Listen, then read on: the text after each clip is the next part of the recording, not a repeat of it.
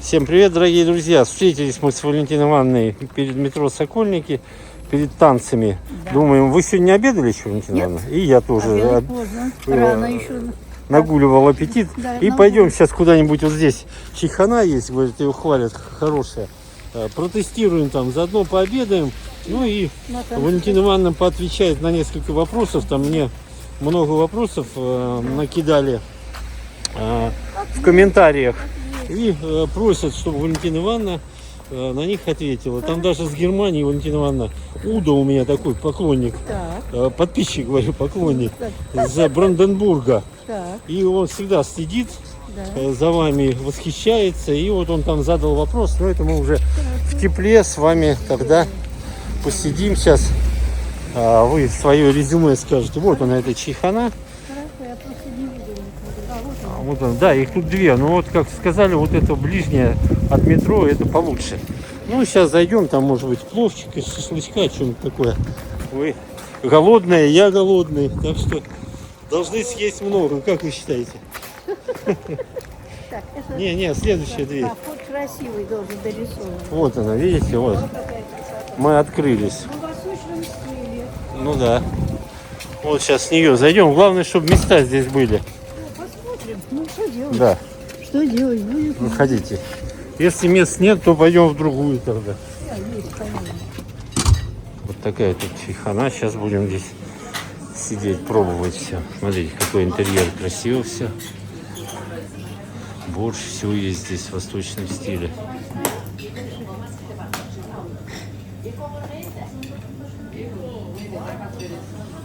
Так, вот он у нас менюшечка. И сейчас мы посмотрим, что будем заказывать. Ну и цены довольно-таки демократичные. Так, Валентина Ивановна, вы туда тогда садитесь, а я здесь. На, смотрите, какая красотка. Валентина Ивановна, вы туда садитесь, вглубь. Все, поняла. Да, на подушечку. Все, поняла. Так, ну пока Валентина Ивановна там усаживается, я вам цены покажу. Шурпа из баранины. Так, вот смотрите. Ну и что тут еще у нас? Вторые блюда. Жаркое из курицы, из баранины, бифштекс. Салаты. Пловчика не хотите, Валентина Ивановна? Чего? Плова. Ну, мы с тобой одинаково, Максим. Конечно, Да? плов. Мы сейчас по плову возьмем, да? Вам один, мне один. Да. Так, ну и что-нибудь из мяса еще надо. Что ж мы одним пловом? Подожди. Мы еще не А все. какой будем? Смотрите, здесь два вида. Плов узбекский и плов чайханский. А надо узнать, какой из них. Ну, смотря в чем. чайханский на 200 рублей дороже. А? Он дешевле. Чайханский на 200 дороже. Да, на 200 рублей дороже. И вес тоже. Шурпа есть, как вы с шурпой? Что? Шурпа. Что это? Это первые блюда. Мы будем, не нет? будем, это есть. Тогда мы, может быть, сейчас мясо какого-нибудь. Ну вот, слушай, кебаб из баранины, кебаб из говядины. О, Острое мясо нет, лагман. Непонятно, что это такое. два кебаба из баранины. Два плова, два кебаба. Из баранины? Да, нет? Или вы хотите из говядины? Подожди, надо. Мы с тобой всегда все пробуем пополам. Не, ну а чем потом будем мы из Ну этого? да, да, он такой. Нет, это много, да. Чего много? Так, самса, выпечка с курицей, пирожок с капустой, беляш, чебуреки. Чебуреки есть даже. Чебуреки. Вы будете чебуреки? Я их ем только, знаешь где? Она сохранилась в Москве, единственная чебуречная. Чебуречные сыры. На Сухаревской, наверное. На Сухаревской, да. Надо как-нибудь нам туда так. съездить. Вот только там. Это там чебуреки. Пусть чебуречные советского образа, но чебуреки во рту тают. Значит, там. Ну, давайте, выбирайте, я пока микрофоны достану. Давай. Ну, все, мы заказали. Да. С Валентиной Ивановной, а что заказали, вы сейчас увидите. Ну, а мы пока ждем. Да. Сейчас мы стол, чтобы не шатался. А он, наверное, вот так, он неподъемный. Есть только... Заказали, так. Ну, Что?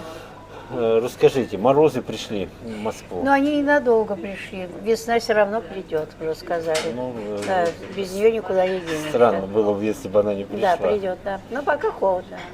Но дело в том, что я не думаю, что сегодня будет холодно, и люди все же придут. Ну Потому что мы в тот раз пришли, было 15, а сейчас всего 10. На 5 градусов меньше. Ну, пока нам несут, я вот вопрос вам задам, пока Давай. ничего нет. Вот, с Германии, вот мы как в начале видео я сказал, Уда его зовут, с Так. города Бранденбург. Так. А это Восточная Германия, это ГДР. Вы, кстати, были в Была, Германии? была. В ГДР Германия- были? Нет, я не в ГДР была, а в Германии была, когда она уже не ГДР была, уже объединенная. объединенная в нескольких городах. Какой город, ты говоришь, у него? У него Бранденбург. Да. И он попросил меня, чтобы я задал вам пару вопросов. Так. Первый вопрос. Как вам жилось после войны? Тяжело. Очень тяжело. Потому что он восточный немец и Я очень любил СССР. Ой, очень тяжело нам жилось после войны. Война окончилась в 1945 году, а считайте, после 1945 года, ну, минимум до 60-х годов, это 15 лет. Это 15 лет. Мы жили очень тяжело, бедно жили. Хотя уже работали все было, но все было достаточно, еще в недостаточном количестве. Сколько нам пришлось всего восстанавливать, сколько нам пришлось все делать. Поэтому сами, вот я москвичка, да, но я полностью еще. Мы жили в коммуналке, мы жили очень скромно. Мы ничего себе позволить не могли. Ну вот, если вот так интересно, я кончаю школу. 1900, когда кончаю школу в 1953 году, это уже сколько после войны прошло? 53-й, 8 лет. 8 да. лет прошло, так? И мне только купили настоящее пальто в магазине ЦУМ с нормальным воротником, сшитое государством. А до этого я одевалась во что придется, понимаешь, ничего нормального у меня не было. Это первое. Во-вторых, для нас счастье было что-то съесть хороший пирожок, понимаешь, там уж купить пирожное, это было вообще проблема. Ну, а с продуктами в магазинах было? Продукты были, но цены были достаточно, как говорится, по нашей зарплате. Зарплата была. Ну, что сочетать? Ну, если пирожок стоил 5 копеек, 5 копеек пирожок стоил, бублик стоил 5 копеек, а вся зарплата, например, там у человека была 100 рублей. Ну, и сходите, квартплата, проезд туда. Проезд тоже был недорогой, но если там метро, там тоже стоило по 5 копеек, но это все набегало вместе взятые, очень скромно. А вы, сколько лет вам было, Валентина Ивановна, когда школу закончили? 18. 18. Потому что я пошла позже. Позже, Потому да, что а тут сейчас посчитаю. Нет, да. нет, я позже пошла. Почему? Потому что у меня Москва была окружена, и все, у нас как раз... Не работали Да, еще с 43 по 53. А, вы то есть не в 41-м пошли? Нет, в 43-м. Потому что в 41-м вам было 7 лет, Да, да. а вы пошли, получается, в 9 лет. Да, да. Почти Да? не было там еще, Ну но да. это все. Ну, это просто я-то знаю, Нет, но чтобы с 43 по 53 у меня таким путем. зрителям разъяснить, потому что они спрашивают, Говядина. ого, это говядина, Да, а это баранина. Так что будем знать. А если останется, можно с собой взять? У вас есть эти контейнеры? Ничего. Так, насчет приборов нет с собой. Сейчас, Показывай. принесут. Показывай такое количество. Смотрите, какая Да. красота. Приборы, будьте добры. Смотрите. Да, приборы. И сейчас плов будет. Съедим ли мы все это, Валентина Ивановна? А я тебя прошу, Будем стараться. я тебя прошу, а приборы? Так, пойду за приборами. Сейчас, подождите, посмотрите А, на вот, меня. да. Сядьте ровненько, чтобы на фотографии. Отлично. Так, приборы пришли. Да, ну и пока не едим, вот и второй вопрос еще задал. Так, Как вам жилось при Советском Союзе вот 40 лет назад, это вот где-то 80-е годы уже, какие? 1980-е. И он просил сравнить вот 80-е годы, 1980-е и сегодняшние, где вам комфортнее было и лучше. Ну, естественно, там вы были намного моложе, это понятно. Да, Ну, с- а вот по быту, по всему вот этому По быту и по всему, конечно, сейчас. комфортнее. вам, да? Конечно, конечно. Сейчас есть возможность, если ты хорошо работаешь и зарабатываешь, не ленишься, то ты многое можешь позволить себе. Как и я себе позволяла в 80-е годы при советской власти. Я съездила один раз в круиз по Дунаю, И мне нужно было долго-долго на это копить, потому что я до сих пор запомнила. Мне этот круиз по Дунаю стоил 760 рублей. Это 700... 80-е годы, да? Да. Потому что дело в том, что при зарплате в 120 рублей, вы сами прекрасно понимаете, сколько надо было накопить денег, чтобы туда это поехать. Вот так. А когда я уже поменялось все, я стала работать, да, я уже, как говорится, зарабатывала. И я могла себе позволить путешествия, я могла себе позволить одеваться, я могла себе уже жить совсем по-другому. То есть сегодняшнее время вам В этом плане, больше да, нравится, в чем материальном 80-е. отношении и восприятие окружающего мира, это да, горячая, Валентина Ивановна, как Да, раз сейчас вам. начнем, да. Ну и начнем. Смотрите, это говядина. Это говядина, это баранина, я уже Спасибо. запомнила. Мы сейчас один вам кусочек поменяем. Подожди, не торопись. Еще у нас ужас. Картошка. Слушай, вообще очень демократичные цены. Да. Настолько Салат демократичные. селедки. Ну давайте вот так. Или вот с плова начнем. Нет уж, надо мясо, оно остынет, будет уже нехорошее. Да. Ну давайте пробовать так вот. Так, Сейчас давайте попробуем по кусочку. давай. А потом ты давай это самое, ты знаешь Ну да. что. Так, Ладно. сейчас. Мясо отличное. Это баранина у меня, у вас говядина. У меня говядина, понятно.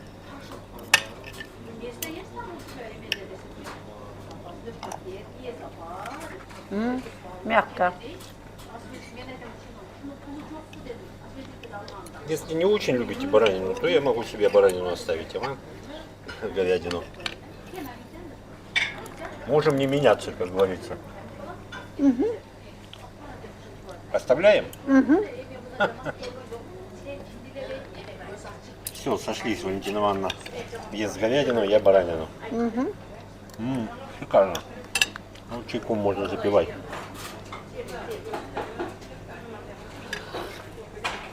Чай с чабрецом Ну. хороший. Ну, сейчас мы немножко Заряжай, батарейку заряжай. да. А то на... Так, ну что, мы переформатировались и теперь будем пробовать. Валентине Ивановне очень понравилось. Первое впечатление. Да.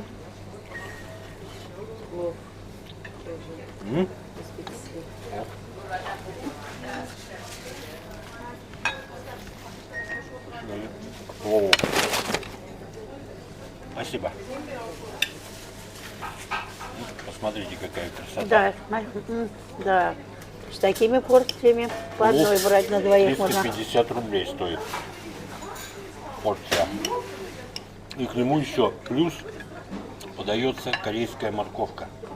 Сейчас мы Валентину Ивановну. Игорь, можно брать одно блюдо на двоих. Совершенно спокойно. Да. Вот мы сейчас узнали, и все, совершенно спокойно. И это будет еще в 2 раза дешевле. Ну, традиционно в конце я вам покажу чек. Не в этом дело. Нет, для зрителей. Им же все интересно, Валентина Ивановна. Так, ну вот Уда вы ответили, удовлетворили его. Так сказать. Любопытство, мы пришли к выводу, что вам в сегодняшние года живется лучше. Да, он мог бы меня спросить и о Германии, в которой я была 4 раза. А вы расскажите, ему Я- будет интересно да. мнение ваше. Да, я в Германии 4 раза была. А вы в какой были стороне? В восточной или Нет, в западной? нет, все разные. И Берлин был, и Дрезден был, Это и, Германия, ГДР. и Гамбург был, вот, и это самое, и Мюнхен был. В общем, все разные части Германии. Ну вот, сравните, где лучше немцы живут. Допустим, в Дрездене или в Мюнхене.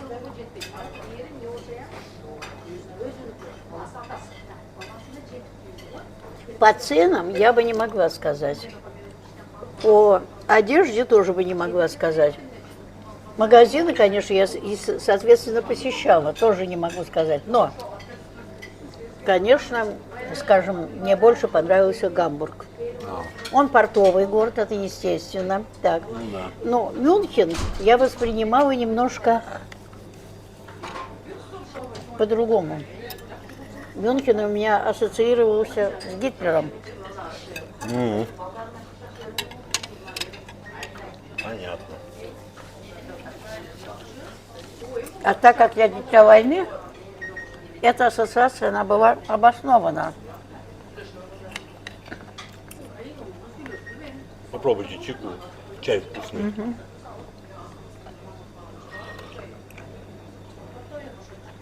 Так, ну что, надо попробовать плов.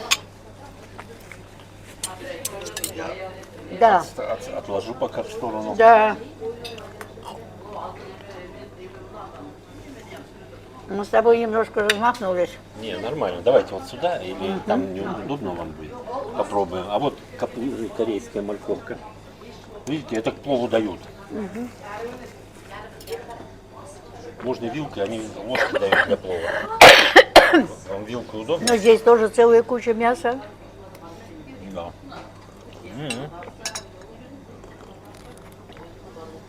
Ну-ка. Мне понравилось. Вам как? Ну, Валентина Ивановна, как вам плов? Отлично. Отлично. А вы в Узбекистане были? Да, Ну, и можно сравнить, да? да. В Узбекистане я была гостьей ректора Самаркандского госуниверситета. И он мне лично готовил плов. Правда, тот плов был немножко другой, потому что он готовил плов без мяса. Но не фруктовый, Это было тоже что-то. Чтобы я за один раз съела 3 тарелки, куда только влезла. Ну, понравилось тоже, Очень. да? Ну, а их, у них много разных Да. разновидностей плова.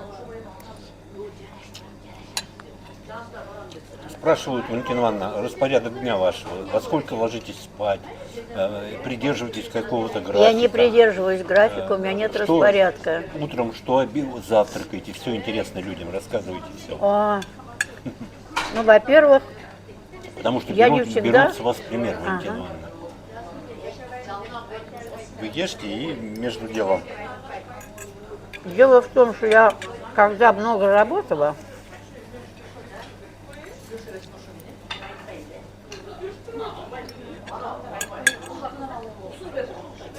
и на работу надо было очень рано уходить, а рано утром и есть не хотелось. А так как я работала до 82 лет, то у меня, к сожалению, сбился график нормального питания. У меня ненормальное питание. Я, например, сейчас утром, когда просыпаюсь, могу выпить просто чашку пустого чая. И все. А потом, приблизительно, к 11-12 часам я могу уже съесть яичницу, я могу съесть сосиски, я могу приготовить кашу. Каши я не все люблю. Терпеть не могу овсяную, никогда в жизни не ела. Ем пшенную кашу, ем кашу, это самое, рисовую. Гречку, да? Гречку, да. Вот последний раз мне посоветовали купить гречневые хлопья. И сказали, это такое. Купила, сделала, посмотрела. Не мое. Редкая гадость, да? Нет, оно не гадость, нет. Я сделала все, как написано было в этой самой коробочке, но вкус сохраняется, а вид совсем не тот, какой нужен. Все. Вот. Обедаю, то же самое, когда захочу есть. Ужинаю тоже, когда захочу есть. И можно сказать, если я долго читаю вечером, например, там до 12, до часу ночи, такое тоже бывает. Нет, салфеток нет. Будьте добры, салфеток нет. 12 ночи тоже можете? До 12 ночи, спасибо, я сейчас положу. До 12 ночи могу читать. И потом я захотела есть. Проблем нет. Я могу съесть 2 котлетки. нет котлеток, я могу взять полбатона, намазать хорошим вареньем, выпить с чаем. И удовлетворенно Я помню, засыпаю. брусничное варенье вы любите. Брусничные, да. Поэтому, к сожалению, из-за того, что у меня был график работы очень напряженный, у меня сбилось с питанием. Я понимаю, что завтрак самое основное. У меня он не самое основное. У меня чаще было основное или обед, или ужин. Но у каждого свое. Дело в том, каждый организм по-своему переваривает все, да? Ну у да. меня даже переваривает котлеты в 2 часа ночи. То есть делаем вывод такого Это как организм. графика у вас нет, четкого нет. как организм себя чувствует и что он требует. Если он хочет есть, пусть он ест. Кстати, у Мясникова в передаче была точно такая же мысль. Не ограничивайте себя четкими часами, а идите по своим биологическим часам, когда вам хочется кушать. Вот мне хочется кушать. Я не хочу кушать в 9 часов утра, я хочу кушать в 12. Я кушаю. Я не хочу есть, например, там в 8 часов вечера, да? Я могу поесть в 10. Хотя это в какой-то степени неправильно. Но теперь медицина доказала, что это почти правильно. Не, а как вы относитесь? Вот некоторые там после 6 есть не надо, после 18. А вы на них посмотрите, какие они. Ну да.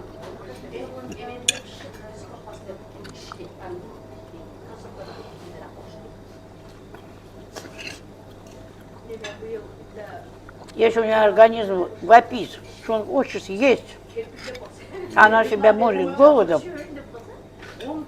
Это неправильно. на.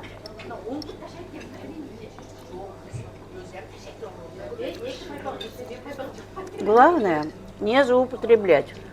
Что вы имеете в виду? Ну, некоторые между приемами пищи делают массу перекусов. А, То одно кинут, пирожок, конфеточку, еще что-то. а вы этого не делаете? На. Я если что-то хочу, То я уже ем, да? нет, я могу съесть мандарин, апельсин, яблоко, Ну не конфеты. ну и конфеты, да. Единственное, против чего не могу устоять, против пирожного. А, Вот это я могу. любите Да, пирожные. да. Угу. Это я съем с удовольствием. Надо с вами нам куда-то в шоколадницу идти. Ну там пирожен много. Торт от Палыча, да? Не, Павлович твой не аргумент. Аргумент? Но. А что аргумент? Аргументом был большевик, пока его не переделали, бог знает во что. Не, ну сейчас его нету вообще-то. Не, он есть, но он куплен. Там другой хозяин. Да. Игорек, на наш обед еще 2 человек не хватает. Ну, Ты же... мы сидим, не торопимся, Не в потихонечку. этом дело. Что были такие порции, да зашибись. И вкусно, да? А? Ну, потом-то и дело, что вкусные. Мы с тобой с удовольствием едим. Да. Вот если бы не ели, другое дело. Можно иметь большую порцию, да? И отставить ее. Ой-ой-ой.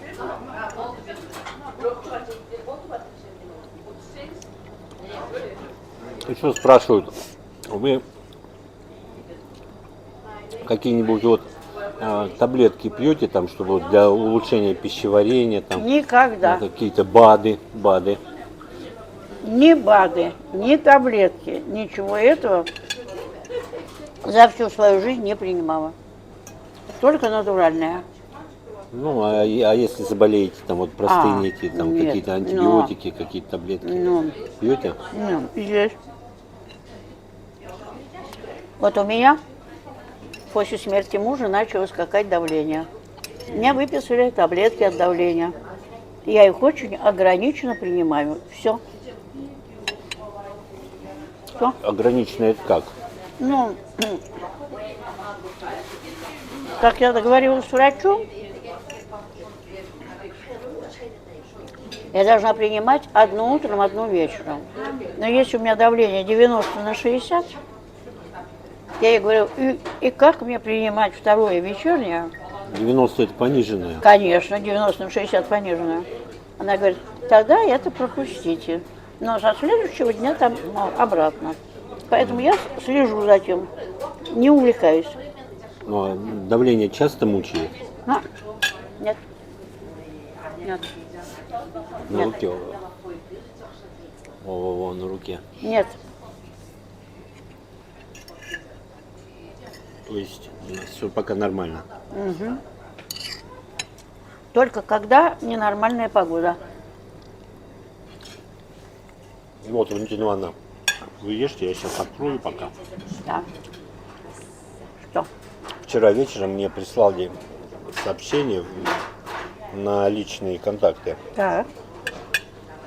Дирижер симфонического детского оркестра Кирилл, сейчас фамилию не откроется.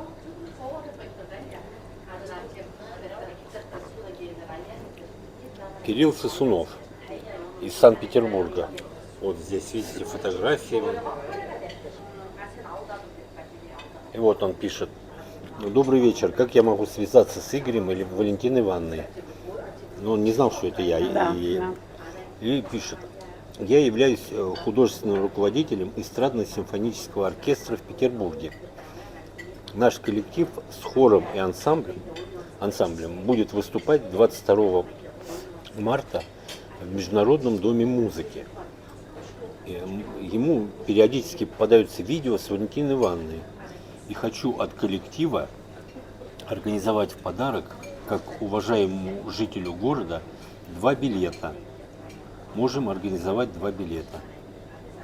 Ой, как здорово. Может быть, можно что-то и поснимать будет при желании. В программе будут темы более сочинения для хора.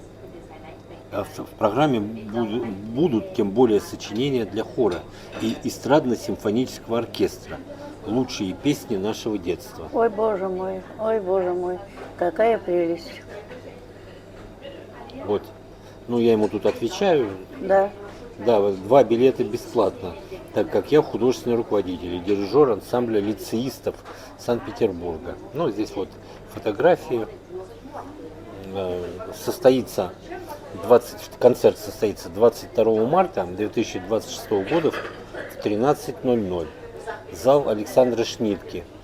Московский международный дом музыки. Знаю я этот дом музыки, была не раз, прекрасный дом, замечательно, что им предоставили, какие молодцы. И, ну, тут билеты могу отправить электронной почтой или с чем-то. Понятно.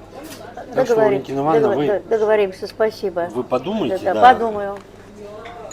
И 2 билета вы можете с собой взять кого угодно. Угу. Кому интересно. Я-то, вы знаете, такие мероприятия не очень посещаю, любитель. Так что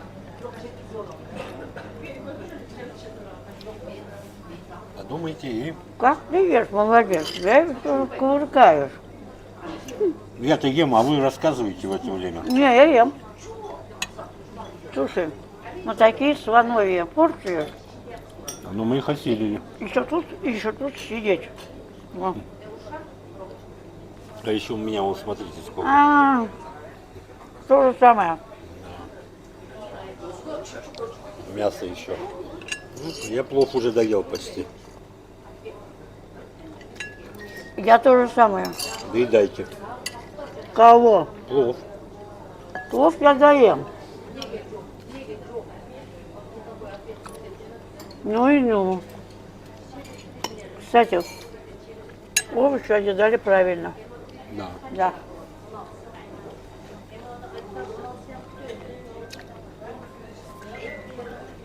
Совсем не так нам дали с тобой в кафе. А здесь все правильно сделали. Правильно.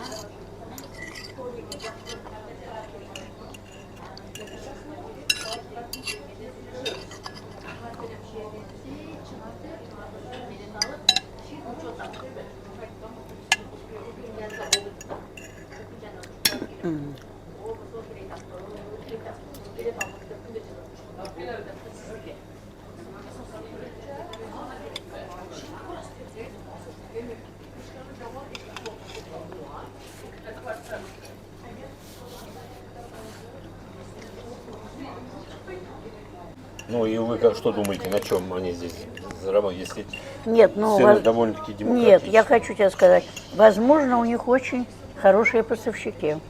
Очень хорошие поставщики, с которыми у них хороший контакт. Ну, возможно, да. Так, во-вторых, хозяин печется о авторитете своего заведения. Если вот мы пришли, поели, да? Нам сегодня очень понравилось. Мы сюда придем. Мы да. не только придем сами, да, но мы еще кого-то приведем. Позовем, да. Позовем, чтобы показать, что. Дальше мы расскажем, что не надо ходить ни в пиццу, ни в хуторок. Хотя там, ну, периодически. Вот ты пришел, захотел поесть, да? Это все. И причем не те деньги. Ведь самое интересное, что не те деньги. Чтобы плов стоил 350, Плюс еще капусту к нему. это даёт. я, понимаешь, я какой-то... Я когда была на Сахалине, Какой-то подвох, да? ты знаешь, я была на Сахалине, она меня как-то не вдохновила. Сахалин? Да, на Сахалине у меня соседка на этаже была Кимчаболь. Верюшка, наверное, царство небесное. Корейка? Корейка. Она мне все приносила свое.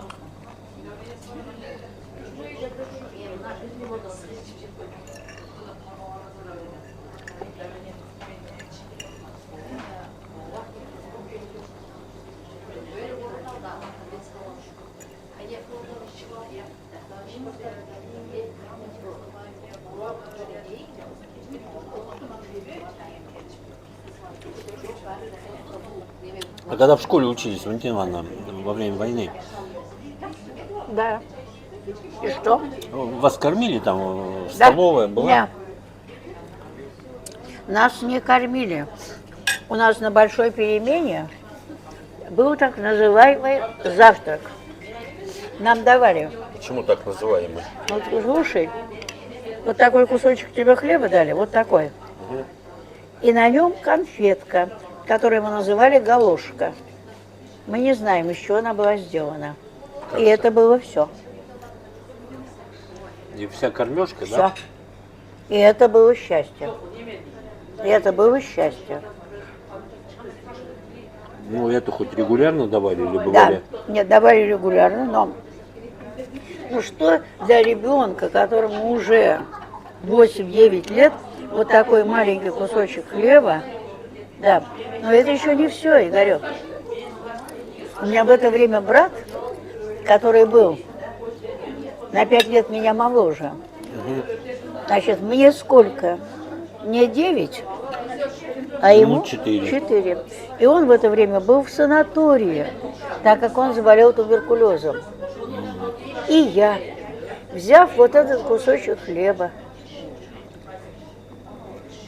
бумага тогда была вообще оберточная, непонятно какая, завернувшись его вот так и бегом к его санаторию, где он находился, а он уже у ворот меня ждал.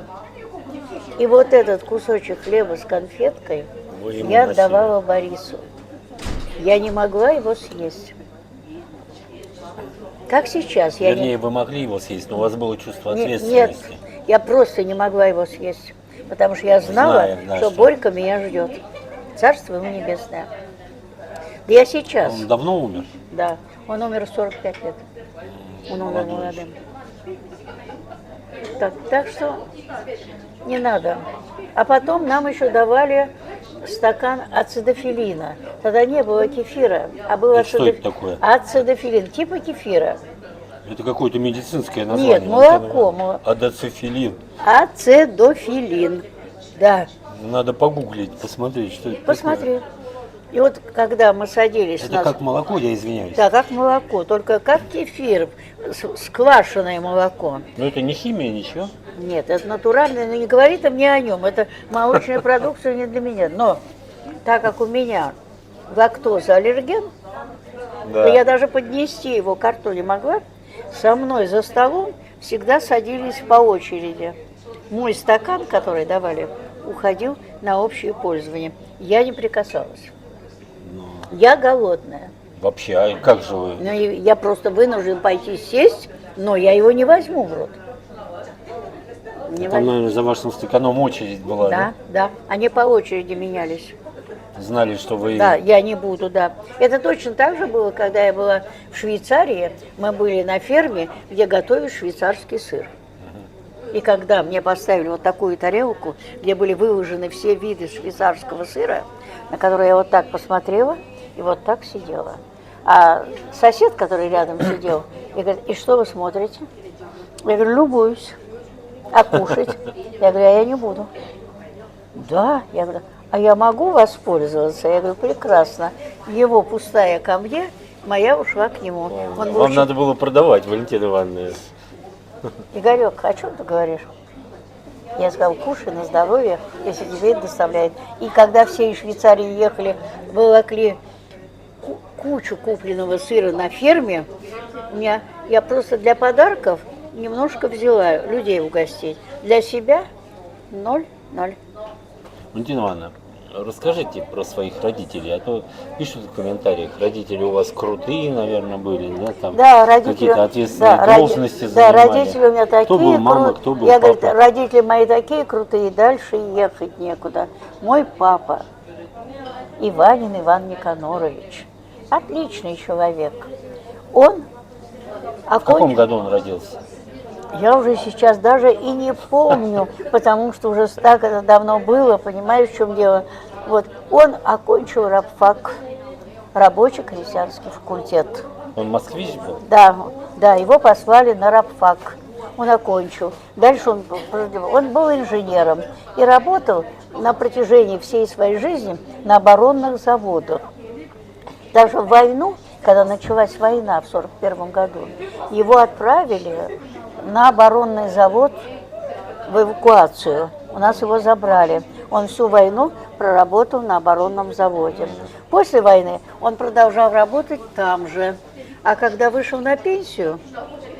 Давайте чокнемся, а то скажут, вот мы чаем. Чай с чабрецом. Вот, вышел на пенсию, его взяли дежурным, но он был не дежурный. Его называли ночным директором, потому что весь процесс, который шел ночью, полностью контролировался моим отцом. Он не сидел, на телефон отвечал или спал. Нет, он был в цехах, он был на всех моментах. Все. И так он проработал фактически до самой своей смерти. Вот так. А сколько лет было, когда отец умер?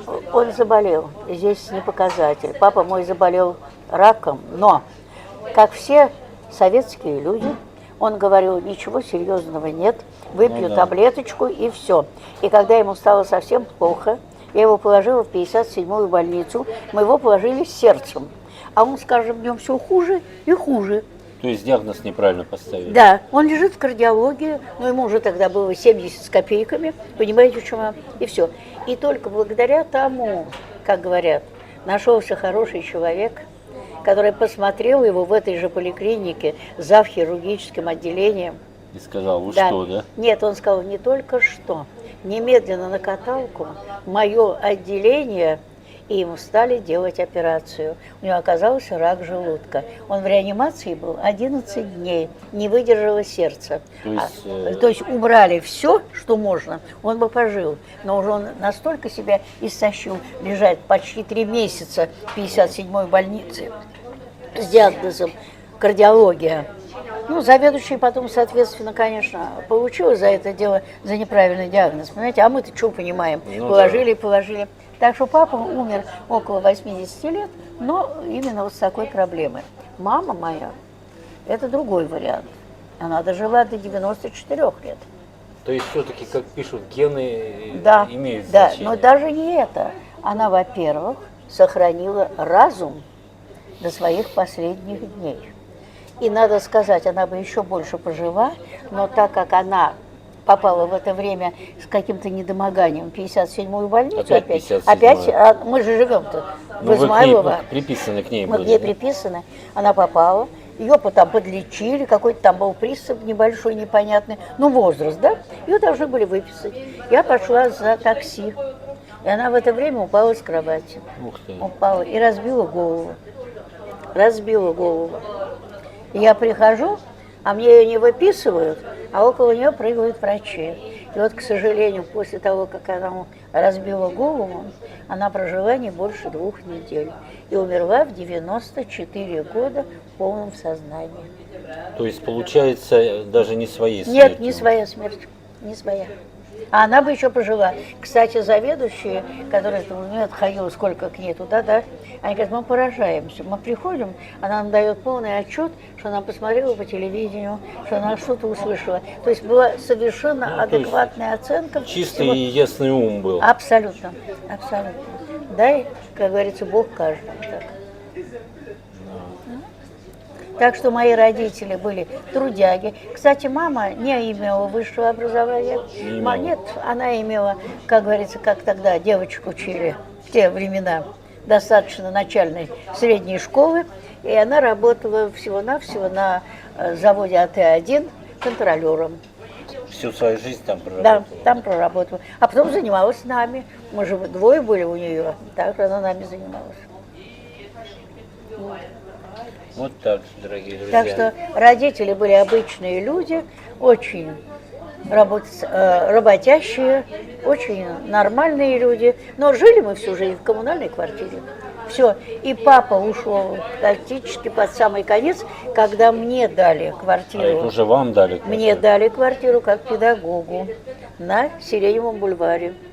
Тогда только мои родители переехали в отдельную квартиру. Какое красивое название, Сиреневый бульвар. Сиреневый бульвар, да. Я там как-то стрим вел. Да, Сиреневый бульвар. И вы потом, а сколько комнат было? 2 смежные, маленькая квартира, маленькая, кухня вообще 5,8. Хрущевка, наверное. Прихожая, нет, дом 12-этажный, но вот такой вот.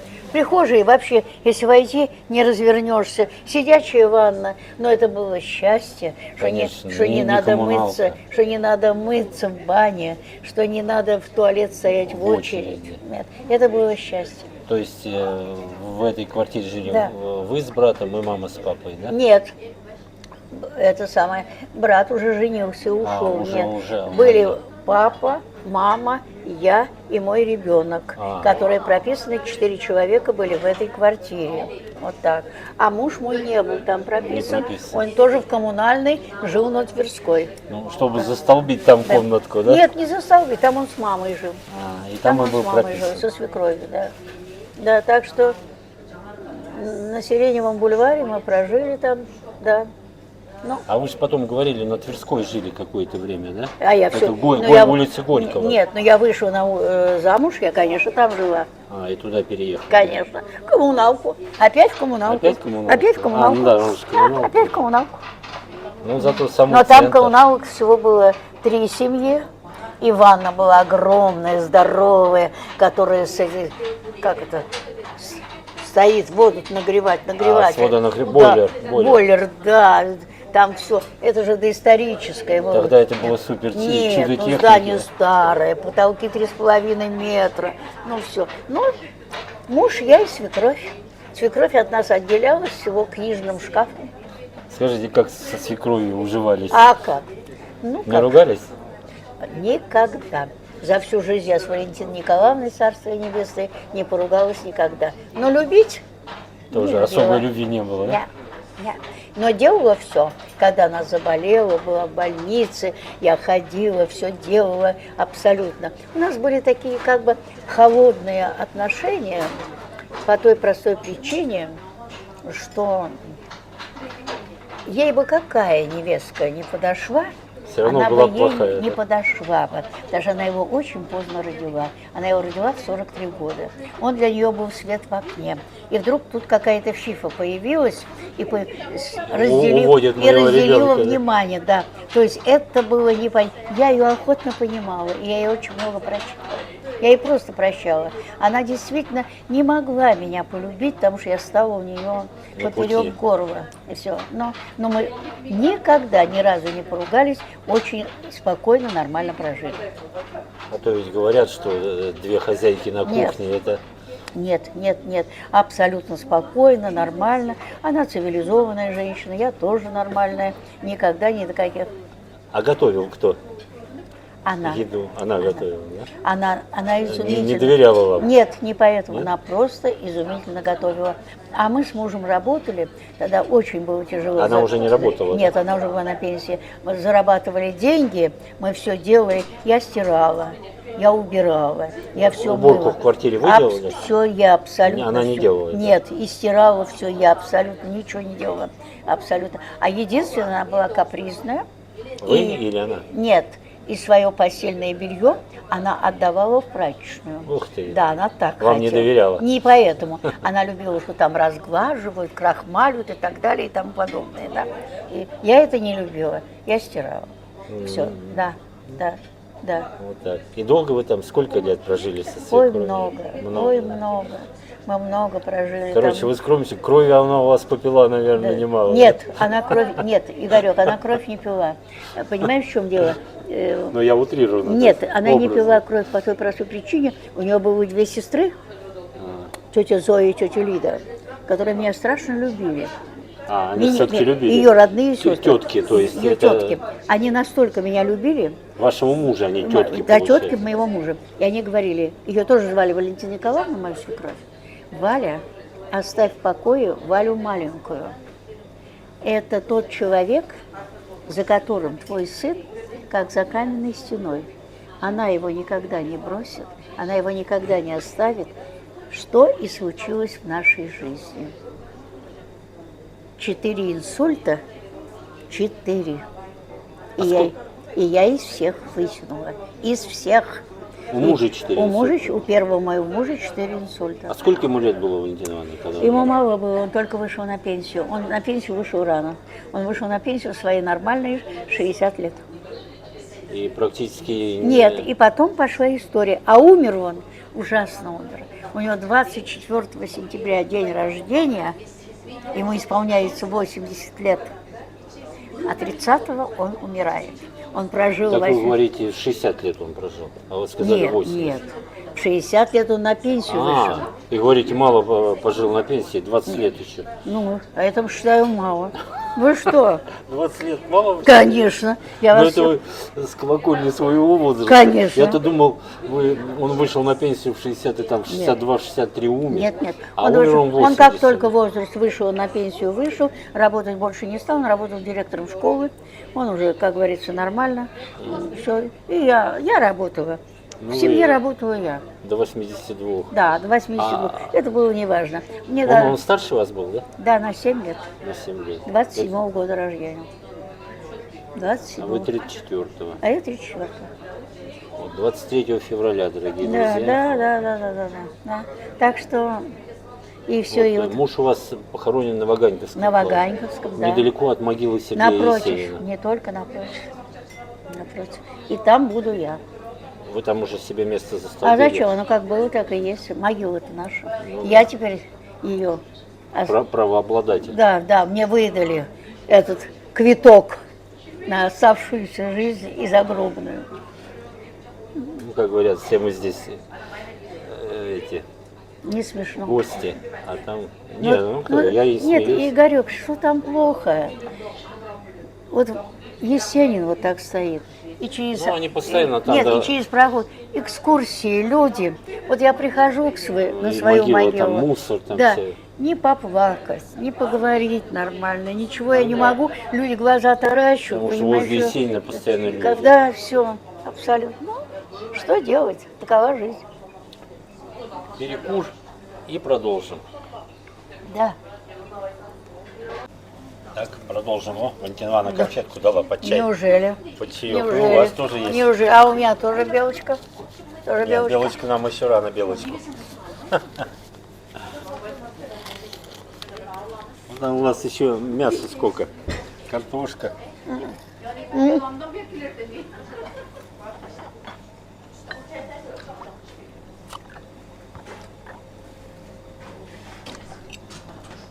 Валентина Ивановна, пейте, пейте. Спрашивают еще, опять очень много спрашивают, как после того, как вы глаза сделали, как у вас с глазами?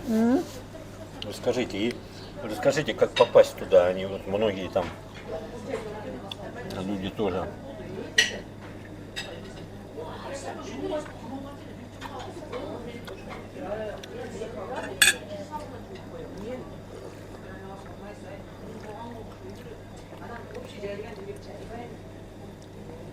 Так, с глазами. Институт глазных болезней имени Краснова. Адрес: улица Росалима, дом 11. Улица кого? Росалимо. Росалимо. Приходите туда с обычным полисом. Там 2 отделения. По ОМС бесплатно и платное. В зависимости, какое хотите. Я пошла по ОМС. Бесплатно. Бесплатно. Все анализы. Да, меня спросили, обследование будете проходить у нас или по месту жительства? Я сказала, там у даже вас. выбирать можно. Да, да. Я сказала, у вас. ЭКГ, кровь, моча, рентген и всякая такая, что положено, все бесплатно. Все по ОМС. Платно 2 вещи. Промывка глазных этих самых. Яблок. Нет, как они? Пазух. Протоков. Протоков. Глазных. Это стоит 1100 рублей. Ну, это вообще копейки. 1100. И снимка носовых пазух 1400. Это 2500. Это единственная плата. Так, дальше. Если с врачом у вас все нормально, хорошо. Если нет, вас посылают к консультанту. Там Воробьева Ольга Кузьминична. Она гений в этом отношении. Ее приговор главный. Главный. То есть она делает обследование? Она полностью, от нее зависит все. К ней первый прием стоит 2500. У нее платно, да? Нет, только первый. Все последующие на протяжении 2 лет они идут бесплатные. Только первый прием платный. Больше ничего. Вот. Операцию. Операция зависит от вас. Меня спросили, какой я хочу ставить хрусталик с катарактой. Какие есть варианты? Нет, вариантов. Наш советский, бесплатно. Импортный за деньги. Вы какой выбрали? Импортный. И сколько он стоит? Он стоил 80 000. Один. Но не в этом дело. Не рисковать было нельзя, потому что я не хаю наши эти самые хрусталики. У каждого они проходят по-особому. Кому очень хорошо, кому буквально через месяц нехорошо. Это зависит от глаза. Не рисковать было нельзя с тем, что случилось у меня с левым глазом. И вот мне сейчас поставили 2 импортных хрусталика и на левый больной глаз, и на здоровый правый глаз. И вот ты, Игорек, вот ты сидишь, вот твоя головка, вот твои ручки, вот твой стол, вот стенка, вот все. А что, разительно отличается импортный и наш? Нет, хрусталик? я не Почему? знаю. Там бесплатно, а здесь такая 80 тысяч. Нет, дело в том, что кто ставит, я еще раз повторяю, наш отечественный, у некоторых на несколько лет все прекрасно. У некоторых начинается через месяц, через 2, появляются какие-то мушки, появляется еще чего-то непонятное, понимаешь? Я на это не пошла, понимаешь? Мне нельзя, у меня оставался единственный глаз правый. Я должна его... Рисковать не могла, не нужно. не могла. А когда стала делать, я хотела поставить наш отечественный, но мне сказали, так как у вас тут стоит импортный, ставить отечественные нельзя, они должны быть одинаковые. И я поставила и второй такой же. И я не жалею. То есть я, в конце концов, до конца дней своих сумела спасти оба глаза. То есть вы же наверняка посчитали, сколько все вместе вам обошлось? Вот все процедуры, все вот эти Вместе операции. со всеми лечениями, причем прежде чем мне делать операцию, мне назначили 3 курса лечения. И каждый курс лечения, просто это моя история. У людей приходят, их через день отправляют, делают и все. Но так как у меня был инсульт левого глаза, этого делать было нельзя. Мне нужно было укреплять сосуды. Все. Вот я 3 курса лечения прошла для укрепления сосудов. Все. Это все вместе стоило 247 тысяч. 247 тысяч 247. на все, Да, два да, глаза. Да, 2 глаза с лечением, с операциями, с хрусталиками, все вместе взято. И реабилитация как потом долго шла? Никакой реабилитации. Ну нет. там что-то вы закапали в глаза. Там, Это, нет, капают в глаза, это все капают в глаза, даже кто делает наш отечественный хрусталик, приблизительно месяц, разные виды капель, это так положено. Это ну вот я и говорю. Это все вместе взято. Всё вместе. А потом вы туда ездили еще, там Да, вот ездила смотрели, на как проверку. прижилось? Да, там, да, я поехала на проверку, посмотрели и сказали, что на одном глазу не все благополучно, надо делать лазер. И мне делали лазер до отъезда моего в санаторий в ноябре месяце. Мне чистили этот глаз лазером. Причем очень интересно, знаете, сидишь, яркий свет, пых-пых, она все нажимает, почистила. Вот, и сейчас я съездила опять, проверила, была у профессора опять на приеме. Все в порядке, ничего, все нормально. Все, ну и слава Да, богу. все нормально, все хорошо. То есть здесь, ну а потом никогда не надо забывать о возрасте. Не надо забывать о сосудах, которые к этому времени, как бы ты ничего ни говорил, об этом не надо, понимаете, все. Поэтому благодаря тому, что я попала в хорошие руки, я получила хорошее лечение. Так, перейдем к следующей теме. Валентина Ивановна, на сегодняшний день вам пенсии хватает своей на жизнь? Я говорю, ты задаешь такой смешной вопрос. Я не задаю вопрос, сколько у вас пенсии. Я просто спрашиваю, хватает или нет? Пенсия у меня нормальная, это как мне после 80 лет добавили. Конечно, пенсии как таковой на все не хватает. Не хватает. Еще спрашивают, вы ветеран труда или нет? Нет, я не ветеран труда, А почему потому до что 82 нет, работаете? потому что я инвалид 3-й группы. А выбираю одно из двух. Или ветеранство, или инвалидность. Я выбрала инвалидность, потому что по инвалидности я получаю путевки. По инвалидности никаких доплат, там ничего нет такого? Нет, доплата там идет какая-то сумма, какая. Я отказалась от лекарства. Отказались, да? Сразу, да, отказалась, потому что выписываю то, что мне не нужно. Вот. Но я не отказалась от путевок. Почему я еду в санаторий благодаря этому? Все. Понятно. Да. Так, Но какие еще? обижаться не стоит. Знаешь, при наших уже теперь потребностях все, ладно, дай Бог, чтобы так было. А то пишут, какая у нее пенсия, она шубы меняет как перчатки. У меня пенсия 41 тысяча. Говорили 42.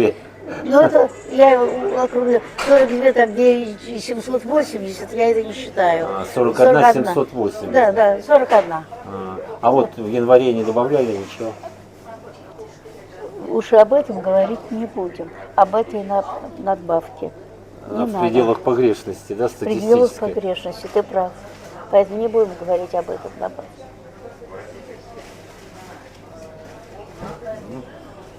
Знаешь, обижаться не на что. Потребности уже не те. Я обута, я одета. Это благодаря моему труду.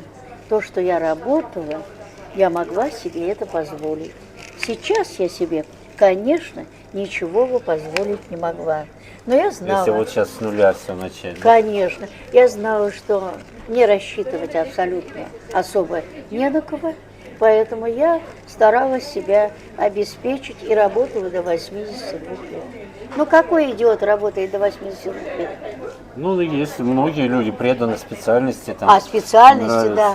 Нет, ну я-то как... А как вам раз- нравилось в Да. издательстве работать? То, что Последний вот... Да, то, что я работала в издательстве, мне, во-первых, очень нравилось, и я бы никогда бы и не ушла бы, понимаешь, в чем дело? Попросили? Нет, не попросили. Муж попросил. Муж Он попросил. сказал, давай поживем для себя. Может быть, хватит. А так бы вы еще поработали. Я поработала. Да я бы и сейчас поработала. Я даже сейчас смеюсь и говорю, а где мне сейчас чего-нибудь найти? Так позвоните в издательство, скажите, я готова вернуться. Нет, в издательство я уже не пойду. Не пойдете? Потому что это надо летать в командировки, это надо, как бы сказать, хотя бы и можно было бы с моим напором. А вы перелеты хорошо переносите? Отлично. В Владивосток летал 3 раза. 8 часов в полете. Нет, ну это когда было? Давно? Ну, когда, если я в 82 ушла, А, то есть вы еще... совсем не так уж давно. По моим-то возрастным категориям-то. Это совсем... Ну вот сейчас бы, если вы Полетела бы. выдержите, Вы абсолютно. Абсолютно.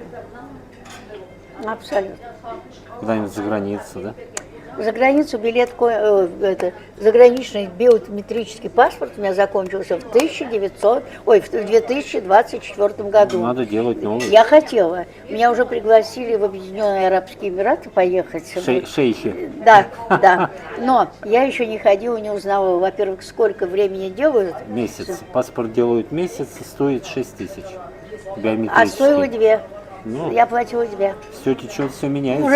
Уже да. Даже ходить никуда не надо. Делаете всю анкету электронную, заполняете на Ой, не смеши, ну я это чайник. На Я госуслугах и чайник. все. На госуслугах они со мной работают. Ну и дают на 10 лет паспорт. Да, на 10. А у меня и был биометрический на 10 лет. Потому что 10 лет пройдет, еще потом Ну, сделают. конечно, конечно. Ну, и чтобы, когда, слушай, 104 года, самое время куда-то лететь. 102, если сейчас сделаете, будет 102.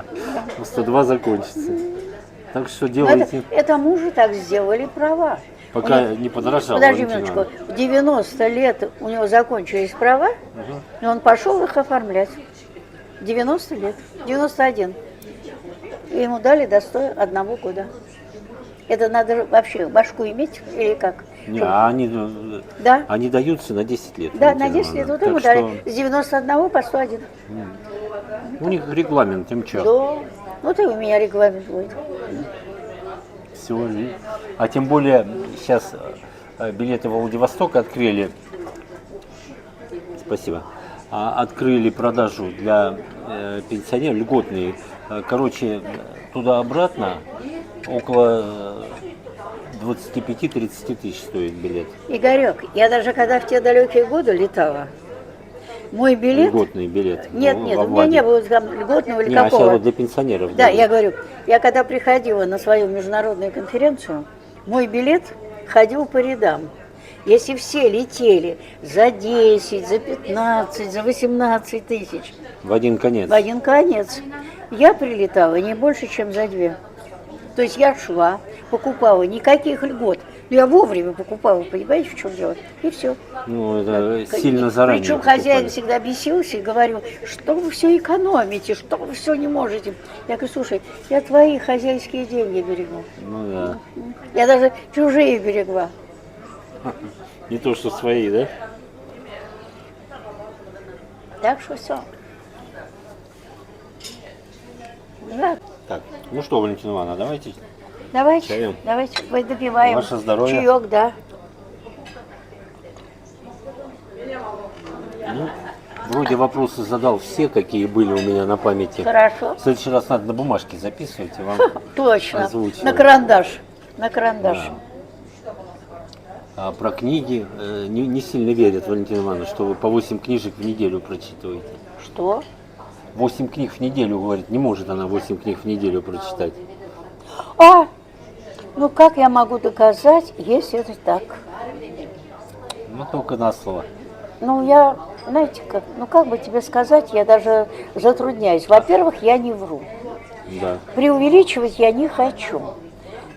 И, как выражаясь русским языком, нафига бы мне такое говорить, что я действительно прочитала. Вот у меня сейчас лежит сумка, где действительно лежат 8 книг, которые я не отнесла, мне некогда было сходить. Я сейчас читаю книги из своей библиотеки. Сейчас я читаю чудесные воспоминания Панаевой. Что-то. Старая книга, очень старая книга. Она попалась мне случайно в моей библиотеке. Я там что-то искала, и вдруг, взяла. Потому что этот мешок лежит. Я уже прочитала. Ну, слушайте, если я приношу книги наших современных авторов, начинаю читать, И вы себе не понимаете, как эти листы бегут, бегут, бегут. Вот здесь ничего абсолютно нет. Пустота, да? Я ее прочитала, здесь ничего не осталось. Все. То есть, если бы у меня была хорошая книга, мне в последнее время хорошие книги, так как мне дают новинки прочитать, не попадались. Редко попадаются. Я принесла в этот раз не очень удачные книги. Я действительно прочитала. И я читаю очень быстро. Счастье мое, что глаза мои видят, я читаю Вы быстро. очками пользуетесь, когда Да, читаете? очками, да, близорукость пользуюсь. Я не стала делать хрусталик за 180 тысяч, который и дальнозоркость, и близорукость. Универсальный такой. Есть такие, универсальный, да? 180 тысяч он стоит, да. Ух, нифига. Да, я сделала обычный. Всё. Так что вот... Прочитала. кто- Да. И я поэтому никогда ничего не преувеличиваю. Не надо меня в этом упрекать. Ну, это упрекает только те, какие сами даже журнал «Мурзилка». Чего? Я говорю, упрекает только те, кто сами журнал «Мурзилка» прочитали там за месяц 3 листа. Нет, я сказала, люди, будьте добрее, не ищите там чего-то, чего нет, понимаете? И там кто-то прожила жизнь, не преувеличивая, ничего не выпендриваясь, ничего не восхваляя, а говоря, что есть. Все. Поэтому спокойно, спокойно, спокойно. Ну, вот сейчас я позову, нам посчитают еще Хорошо. сколько, Хорошо? и пойдем на танцы. Хорошо. Не, ну мы еще не уходим. Валентина Конечно, нет. Я забираю. Я хлеб. Ивановна. Забирайте. Нет, картошку. Выключил?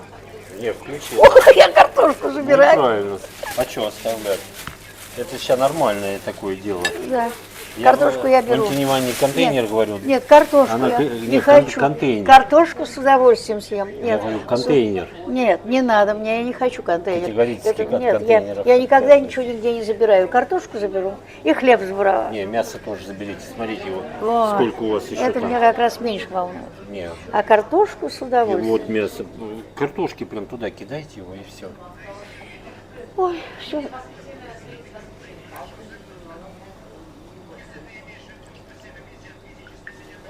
Так что.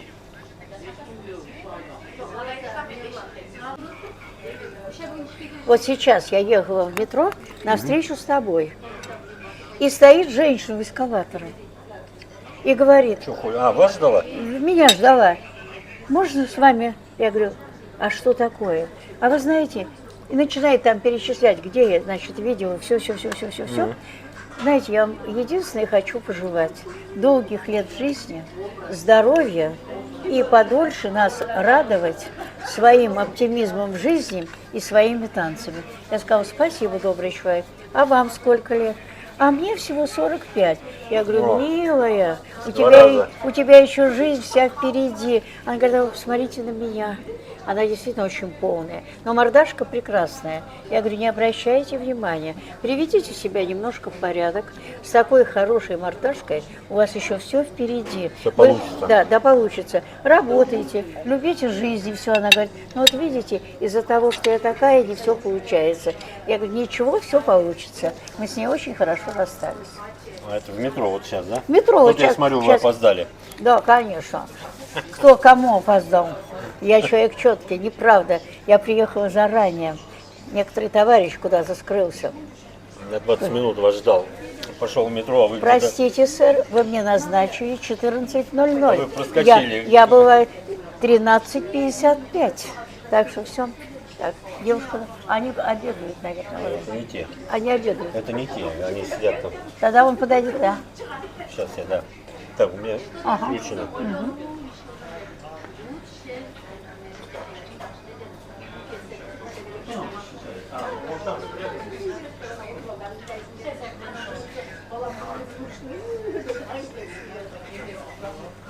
Ну, чаек с конфеткой можно. Да. Так что вкусно, Валентина Ивановна? Понравилось вам?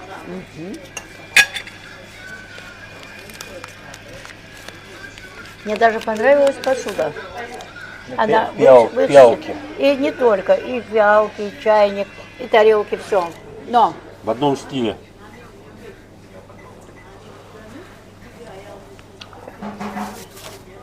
Единственный раз я совершила преступление. Какое? Я ехала в Москва-Самарканд. Украли пиалку? Нет, 6. 6 украли? Но оставила проводнику полную стоимость, если мы бы их разбили. И я их положила. Но, когда я его официально спросила... Значит, это не преступление было. Нет, я его спросила, вы знаете, у нас тогда в Москве не было.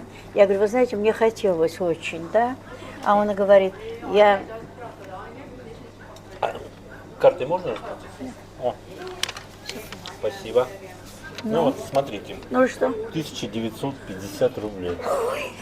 Смотрите, чек, дорогие друзья. Валентина Ивановна смеется. Нет, за такой обед ты меня не смеши. 1950 Ты меня не смеши. рублей. Вот так. Знаете что? Мы своих друзей приведем. Да. Друзей приведем. Ну, до И 2 сам. округлите, если хотите. Не надо? Да.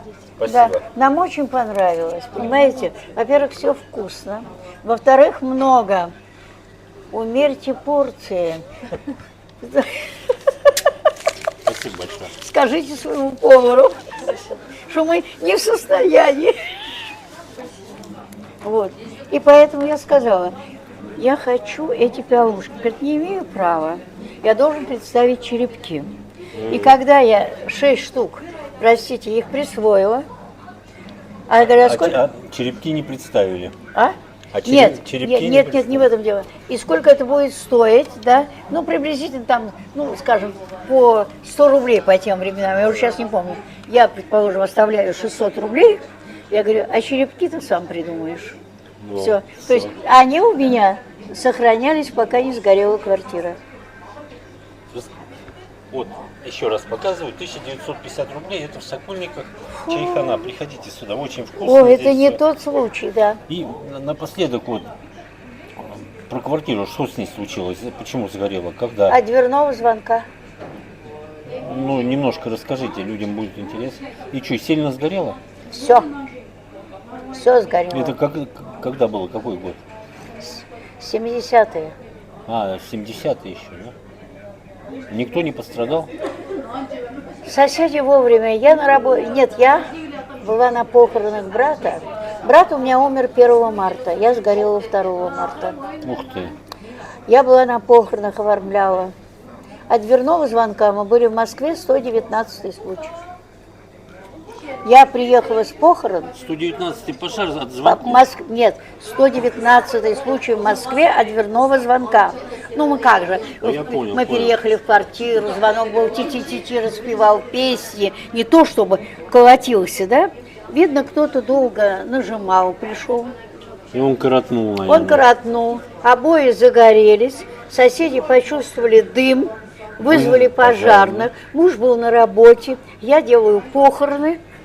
И когда муж с работы пришел, открыл дверь, пламя полыхнуло на него все, ему сгорело руки. Обожгло, да? Абсолютно, он очень долго, все руки были забинтованы. А я еду с похорон, не с похорон еще, я еще была в морге, я еще только все оформляла. И сыну говорю, понимаешь, я так хочу домой, вымыться от всего. А он говорит, мать, моя еще мать была жива, она просит приехать домой. Я говорю, ничего, она подождет. Она настойчиво звонит, чтобы мы ехали домой. Я говорю, нет, я заеду к себе домой. Я заехала домой, у меня дом 12-этажный. Я встала на 1 этаже у лифта, до самого всего этого залито водой. И я сыну говорю, я подниматься не буду. Сгорели мы. Ты что, мать? Я говорю, да. Мы поднялись. Все соседи стоят, вот так ручки поджали и смотрят мою реакцию. У меня реакции никакой. Я из морга. Квартиры нет. Ничего нет. Дверей нет. Окон нет. Ничего нет. И все смотрят моей реакции. А у меня нет реакции. Никакой. Абсолютно. Я стою. Ну и что? Царство небесное моей соседки Вали. Она говорит, Валя, пойдем ко мне.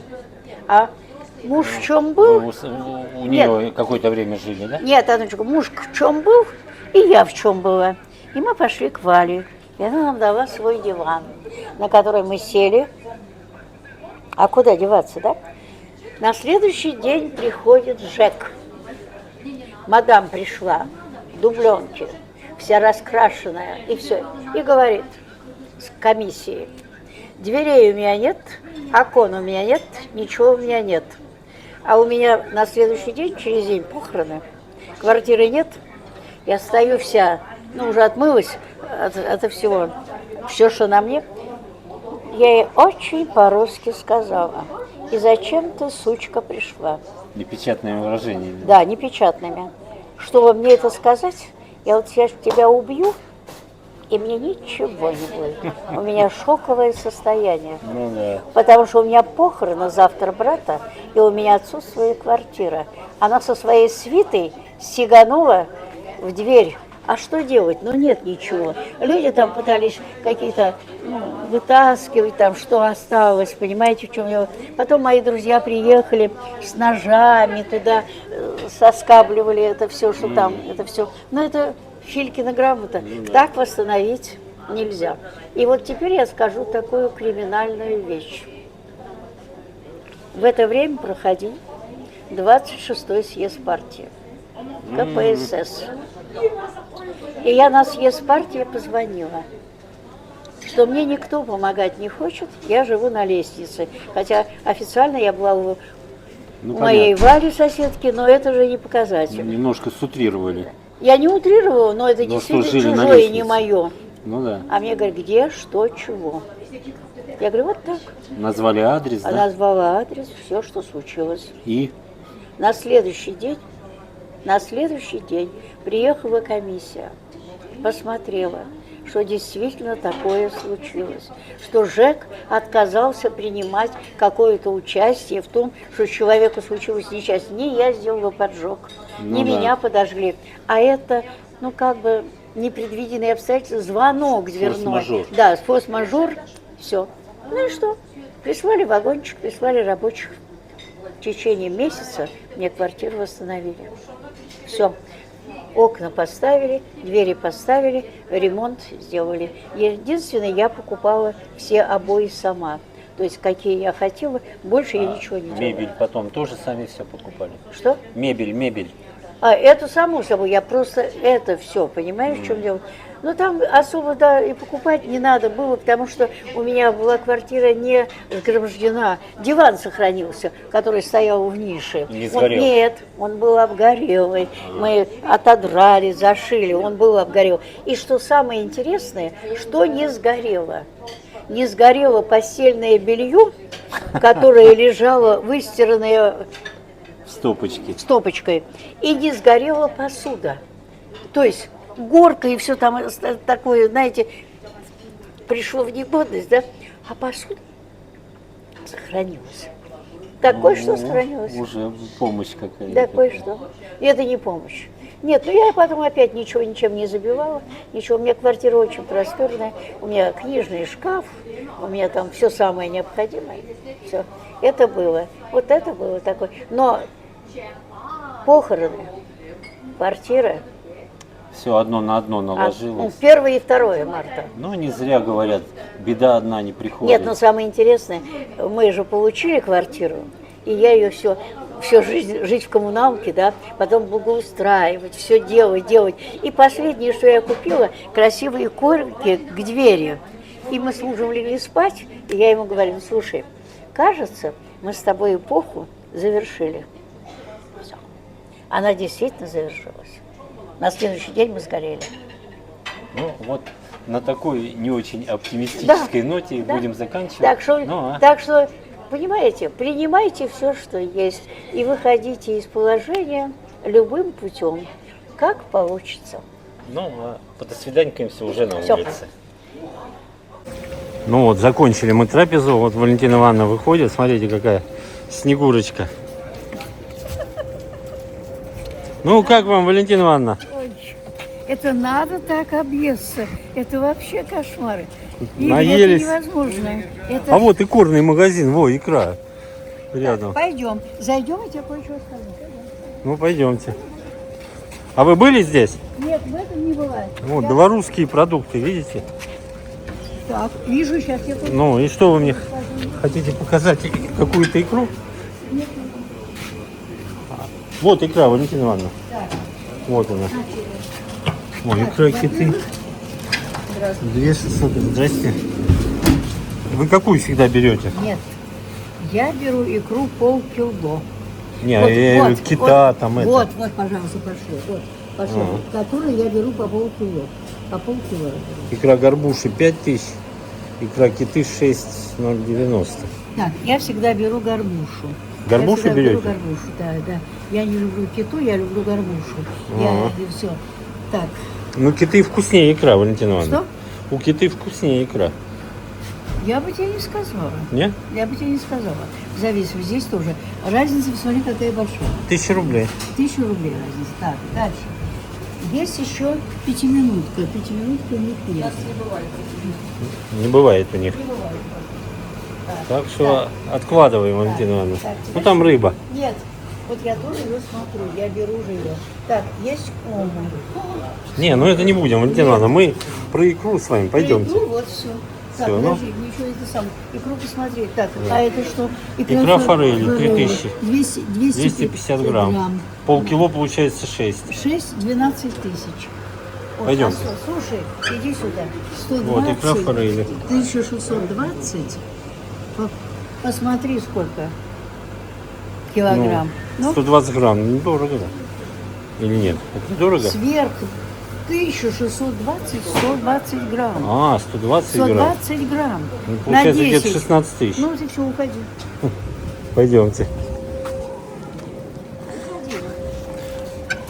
А вот эти магазины, вот где вы покупаете, красный, Это называется красная икра. вот там я по Там? вашему совету тоже купил на Новый год. Вот Так. икру киты полкило за 5000. Вот. На 1000 дешевле. На 1000 дешевле. Но я там не А стал это стоять еще- говорить Это еще при дешевле. продавце, да. Ну. Не, а здесь 6000. А это 6. Ну, слушай, во-первых, сокольники, во-вторых, проходная часть. Ну, Нет, вот. это не И наша корный икра. рай. Какая Не икра наша на тема, да? блинам не А сейчас, пойдет. Валентина Ивановна, блинная неделя идет. Да, Блины с икрой с надо нам другой есть. икрой будем есть, не с этой. Ну, все, тогда мы вот немножко уже начали прощаться и икру увидели. Все, давайте, Валентина Ивановна,